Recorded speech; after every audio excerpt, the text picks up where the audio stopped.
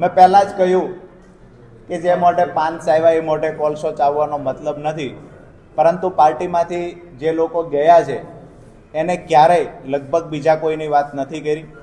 શા માટે એને તકલીફ છે એ મને સમજાતું નથી, પણ હું એક વાત ચોક્કસથી કહીશ કે ગોપાલભાઈ આમ આદમી પાર્ટીને ક્યારેય ઊભી નહીં થવા દે. રાજુભાઈ, અત્યારે તમે બોલ્યા કે આવનારા દિવસોમાં સત્તા પક્ષ સાથે જોડાશો, ત્યારે જ્યારે તમે જેલમાં હતા પ્રવીણભાઈ એવું કહે છે કે આ બધા વાતચીત પાયા ત્યારથી મંડાઈ ગયા હતા, ત્યારથી રાજુભાઈ ખૂબ જ ચિંતામાં હતા અને ત્યારથી જ એને બધું આ વ્યૂહરચના બનાવી નાખી.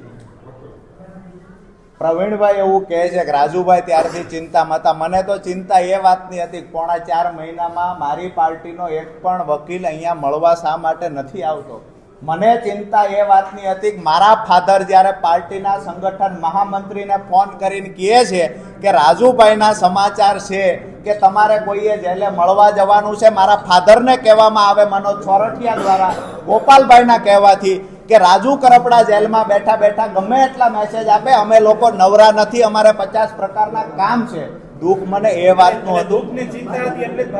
રાજુભાઈ કરપડા ખાસ સત્તા પક્ષ સાથે ક્યારે જોડાશે? આ ટૂંક સમયમાં જોડાશે? બીજેપીમાં જોડાવાને લઈને અફવાઓ ચાલી રહી છે. શું રાજુભાઈ 2027 સુધીમાં બીજેપીમાં જોડાશે કે એકલા લડશે? આજની તારીખે આ માત્ર અફવા છે. મેં પહેલા પણ કહ્યું, હજુ કહું, હું કોઈ પાર્ટીમાં નથી જોડાવાનો. આવી વાત હું ગોળ ગોળ કર્યા પછી જોડાઈશ આવો કોઈ વિષય નથી. હું કોઈ પાર્ટીમાં નથી જોડાવાનો. આવતીકાલે, પરમ દિવસ, પહેલે દિવસ કે અત્યારે નક્કી કર્યું છે આવું બિલકુલ નથી.